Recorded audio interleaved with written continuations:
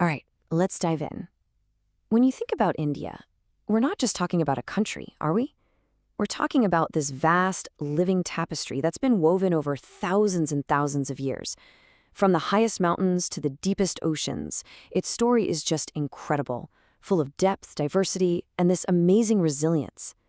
So together, we're going to trace some of the most important threads of this history.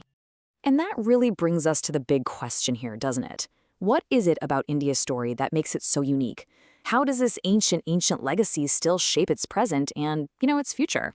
That's exactly what we're going to explore as we journey through the major chapters of its history. So where do we even begin? Well, our story starts way back, long before the famous empires, with one of the world's very first great urban civilizations. I mean, the sheer sophistication of the Indus Valley civilization is just astounding. You have these cities like Harappa and Mohenjo-daro that were absolute marvels of engineering. We're talking precise street grids, private bathrooms, and underground drainage systems that were pretty much unrivaled anywhere in the ancient world. And yet, this incredibly advanced society left behind a script we still can't read, and then it just disappeared for reasons we're still debating. It's one of history's great puzzles, for sure. Okay, so after the Indus Valley civilization fades, a whole new era kicks off with the Indo-Aryans. They brought with them these foundational texts, the Vedas, and a whole new set of philosophical concepts. Right at the center was this idea of dharma. You can think of it as the cosmic order, your moral law, your duty in the universe. This concept, along with karma, would become the philosophical backbone of what we now call Hinduism. But, the existing Vedic traditions didn't just go unchallenged. Around the 6th century BCE, these revolutionary new movements started to pop up. Jainism and Buddhism both offered totally different paths to liberation, and both of them rejected the authority of the Vedas. Jainism really focused on extreme nonviolence and self-discipline, while Buddhism introduced the world to the Four Noble Truths and the Eightfold Path. They really shook things up. So all this spiritual revolution and new thinking really set the stage for political change. It gave rise to India's first great empires, and, with them, an absolutely remarkable cultural flourishing. The first of these massive empires was the Mauryan Empire, founded by Chandragupta Maurya. But the empire's most famous ruler by far was his grandson, Ashoka. He started his reign as this absolutely brutal conqueror, but after a particularly bloody war, he had this profound change of heart.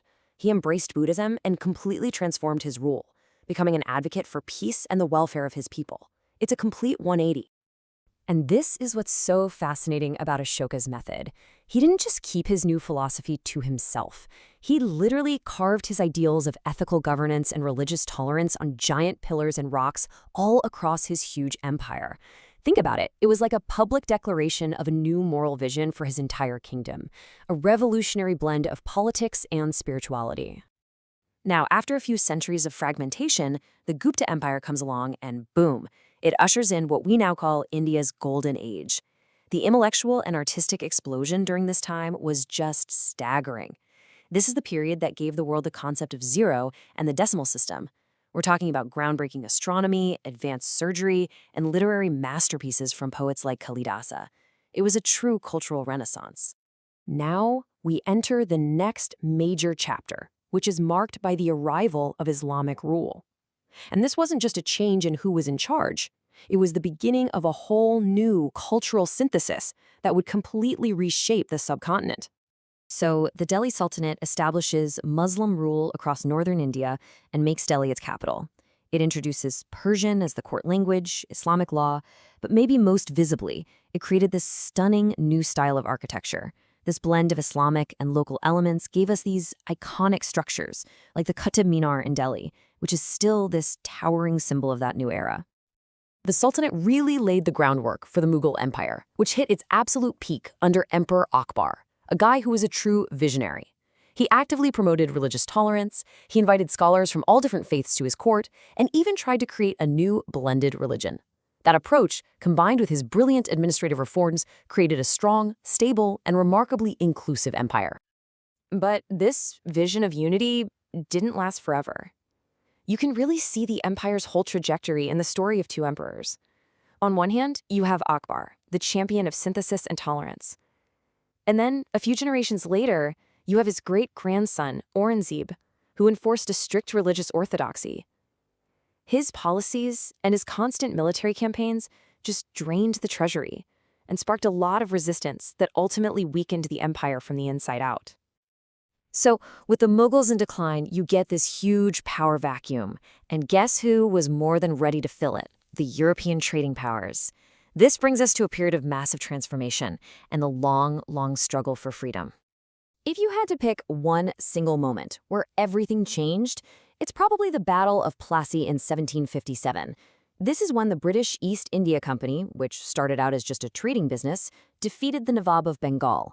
It was the decisive pivot that set them on the path to becoming the dominant political power in India. Now, the path to independence was a long and complicated one.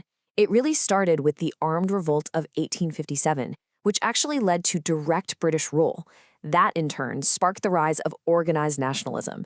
And then came the Gandhian era, which completely redefined the struggle with the idea of nonviolence, all culminating in the massive Quit India movement that really signaled the beginning of the end for the British Raj. And right at the heart of this new phase was Mahatma Gandhi's philosophy of satyagraha. You have to understand, this was not passive resistance. It literally means truth force. It was an active but peaceful form of civil disobedience against laws that were seen as unjust.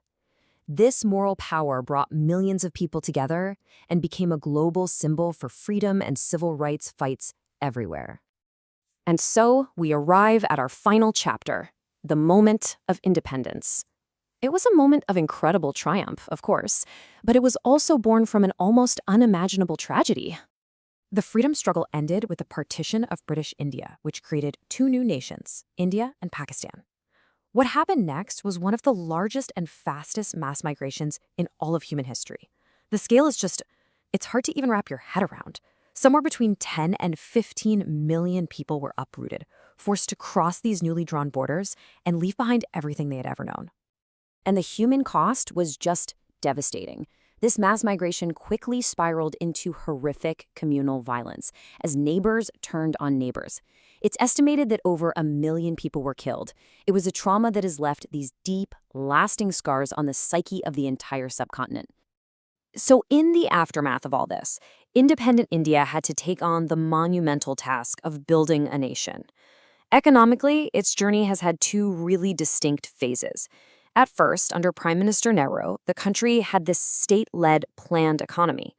But then, after a major crisis in 1991, India made a dramatic pivot towards liberalization, opening its markets up to the entire world. Which brings us to today. India is a vibrant, complex, sometimes chaotic democracy, the largest in the world. It's a nation of incredible modernization and innovation, but it's also a country that's constantly navigating these deep-seated social challenges as it tries to live up to its founding ideals. So when you look back at everything, one thing really stands out, doesn't it? India's story isn't a series of clean breaks. It's more like this constant, dynamic flow, an interaction between ancient traditions and modern dreams. It's a dialogue between continuity and change. And this unique ability to absorb, to synthesize, and to evolve, that's perhaps the defining feature of its entire history. And this really leaves us with one final thought to chew on. As India faces all the challenges of the 21st century, everything from tech disruption to climate change, how will this ancient legacy of synthesis and resilience guide its path forward? The past, it turns out, is always alive in the present, helping to shape the journey into the future.